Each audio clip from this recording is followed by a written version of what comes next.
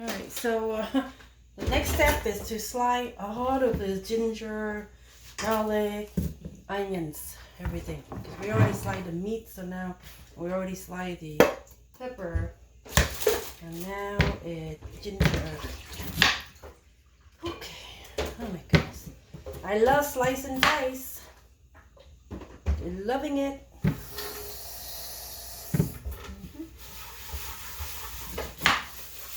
If I don't chop my hand off, my finger off. Yep.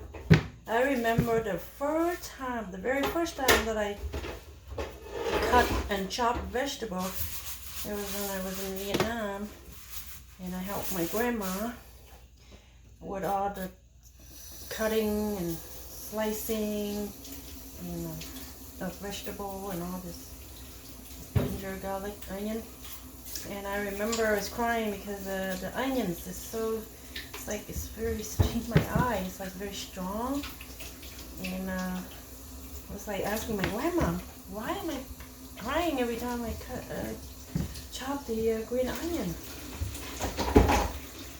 And she told me, oh, because the onion have this short chemical that when it get contact your eye, right? When it contact your eye, it automatically make you cry, like tear coming out of your eye. So after that day, I never want to cut onion ever again.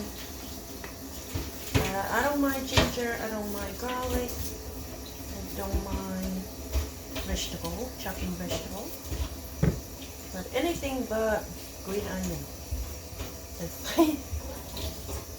Yeah, but the thing is, we Asian, we eat a lot of onion and garlic and ginger. It's almost like a part of our daily cooking ingredient, but for American, I know they love to buy everything like already chopped off, already cut off, and packaged ready to cook. Right? Just buy an old package, everything already chopped and prepared, pre-wash everything, and just ready to cook. And that's not how we did in our country, in Asia, in Vietnam in particular. Most of the Asian country, we have to cut everything from scratch. And yes, when you were little, you most likely have a few accident, right? You cut your finger, you accidentally, and that's how you learn to be more careful next time, and not to, slide the vegetable and not your own finger. So, alright, let's see.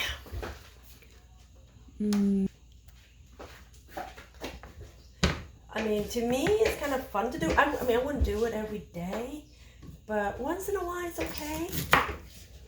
I love this chopping and slicing and cutting. All you need is a sharp knife and a good cutting board. That's all you need.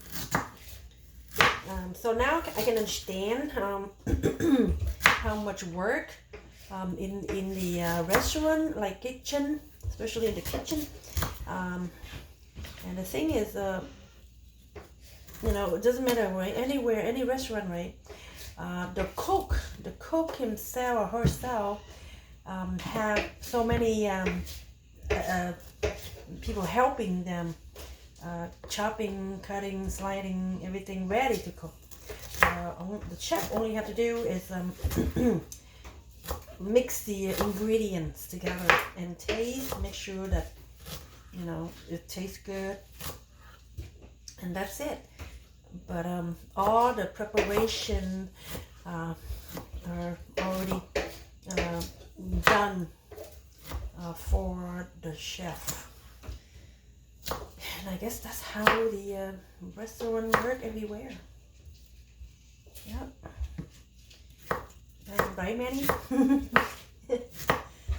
Pretty quiet over there. He's just washing vegetables over there in the sink. And yep, he's gonna be the one who cook the noodles. So the pot that we gonna cook are enough for 2-3 days. Because there's only 3 of us, me, him, and his dad. That's it. Only 3 people. So, and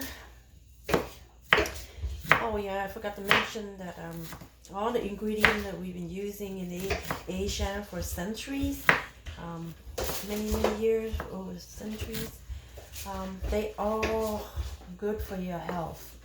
I'm talking about ginger, garlic, onions, peppers. So these are all antioxidant, cancer fighting vegetable and yep. And so we Asian, we've been eating this for so many thousands of years, and that's why we Asian. That's our secret. That's our secret to staying young. Because yeah, no, it's very hard to predict the Asians' age, because we look younger than our age, and I think the secret is from the food that we, from our diet, from our food that we eat every day, and I think it's also from being exposed to the sunlight and the fresh air every day. Like for example in Vietnam, right now, Thailand, Cambodia, the weather is like 70-80 degrees every day, right? We only have 2 seasons, sunny and rainy day. Sunny and rainy season. So most of people, right, adult children, we spend most of our life, most of our time outdoor. So we got plenty of vitamin D from the sun, and also plenty of fresh air, and that's how we stay healthy and young than most of the other race. But you can look it up. You can Google search and look it up to see it for yourself. So, seeing is believing. But yeah, it's from thousands of years of healthy diet, eating a lot of fruit, vegetable, and got plenty of sunlight and fresh air. Oh yeah, and exercise too, because we didn't have car back then in Asia, so mostly we walked everywhere. We walked to grocery store, we walked to school, or biking. Yeah, either walk or biking to school, to store, to even to work. That's right. I remember my dad, when the communists come in, right? We used to have car before the communists took over Vietnam. So after 1975, the communists took over the end of the Vietnam War. We lost everything. We lost, house, car, business, everything, right? So my dad, going from having car to bicycle. But every morning he biked to work, right? On his bike, he always singing, and sometimes he took me to school in the morning, right? So I was holding on to him behind the bike, and we were just singing, you know. I forgot what's the song, but it was some silly song, you know. But basically, it meant, in Vietnamese, it meant, oh, it's another beautiful day in the neighborhood. It's another beautiful day in the neighborhood. It's here, just like me. Yeah, just like the TV show Mr. Roger back in the 70s. TV show. Yeah, I grew up with that show. Same with Sesame Street. So yeah. So we went from having a car and having, you know, ooh, can you take over? Because the eyes started like, you know, ooh, my eye started cry. It's the onions. But yeah, I remember when the communists came in, took over Saigon after the Vietnam War, 1975. We have to live under the communist regime for 3 years. 3 years from 1975 to 1978. So we lost our mates, our cook. Somebody cook for us every day. And nanny too. So we used to have a nanny, a cook, and a maid live in with us. And also we have a chauffeur who took us, me and my brother and my cousin, to school and pick us up, you know, in the afternoon. And we all, 4 of us, attend private Catholic school. That was built by the French and were taught by both the French and the Vietnamese teacher. And they were very, very disciplined, and I tell you, very disciplined. Like, it was very strict, very strict. And I mean, basically you got punished for everything, for every little thing that you've done. And you know, I was like 10 years old, and my brother 12 years old, and my cousin like were under 10 years old, but they punish us for every little thing. So during recess, right, I mean, kids supposed to be running around and play, right, in the playground. That's what kids do in this country. But no, over there, you're not allowed to running around and play during recess. And if you do, you get punished for it. And I'm like, what? It doesn't make sense now. I look back, right? It doesn't make any sense. Why would kids get punished for something they not doing anything wrong, and they got punished for it? And for example, right, my cousin and my brother running around and got punished. So they have to. Yeah, they were bitten by the fleas.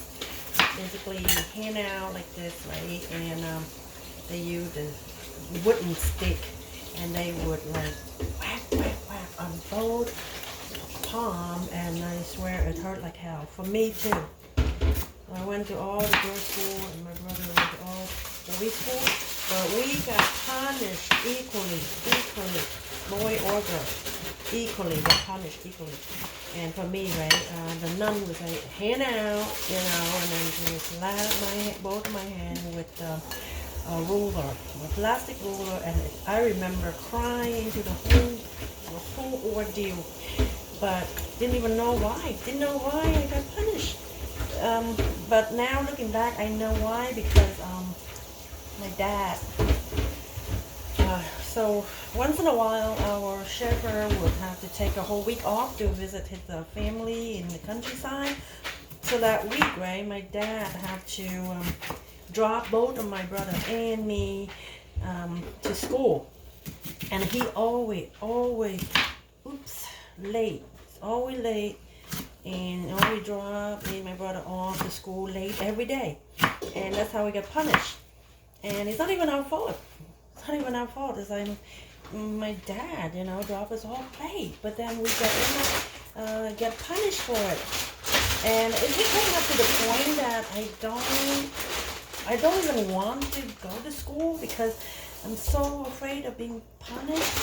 And I feel so ashamed, and and I don't want to show my face in class because I'm always late, and everybody's staring, and yeah, it was just too much for a 10-year-old kid. It was just too much for a 10-year-old at the time. But over here, right, they would call the parent, right? They would call the parent, but not punish the kid. But that's how things were back then, in Vietnam. But yeah, so a lot of things. But fortunately, I have a long-term memory, and I still remember everything, good and bad. But so, as you can see, everyone, I got everything ready, chop up everything, and I mean everything, from the pepper, green and red pepper, to the Chinese broccoli and the oyster mushroom. So yeah, it looked like an oyster because that's why they call it oyster mushroom. They earned the name because it looked like oyster. I think it's funny. And I just finished chopping all of these onions, and my eyes and and ginger, and my eyes like full of tears, everyone, full of tears. Let's see. Alright, so I think everything is ready, Chef Manny, for you to cook. We run out of room here. We are practically running out of room. Oh, I still have another half onion to chop. Oops. I forgot. Got just another few pieces of onion to chop. Oh my god, my eyes like full of tears, everyone. Alright, so I'm getting tired of chopping and slicing, and so Manny's taking over, doing some more chopping and slicing, because like I said, we have a total of 10 different ingredients, mostly vegetable and herbs and what have you. So yeah, oh god, ooh, it's like I'm crying, man, I'm crying. Why are you crying, Jane? And oh, don't forget the more. Oh yeah, I forgot. Asparagus. Forgot to mention asparagus. So I'm counting, right? Chinese broccoli, mushroom, oyster mushroom, onion, garlic, ginger. That's 5. Asparagus, that's 6. What else? I know I counted 10 earlier. Oh yeah, pepper, 2 kind of pepper, that's 7 and 8. What else? 2 missing. Anyway, it's close to 10. Oh yeah, bean sprout, that's 9. Yep. So, voila. Woo-hoo. I am ready. I don't think we need garlic because it's soup, right? It's not like stir fry, so I don't think we need garlic. What do you think? So this is what we have so far. Ooh, there's a lot of chopping. Asparagus, chopped asparagus, oyster mushroom, garlic, onion, and ginger, and a slice of pork shoulders. And green onion, Chinese broccoli, and I'm gonna run through these are the ingredients, the sauce that we're gonna use for the soup, noodle soup. We're gonna use some stir fry sauce, minced garlic, soy sauce, organic extra virgin olive oil, and pad thai sauce. Okay, so we have 5 different sauce that we can use for noodle.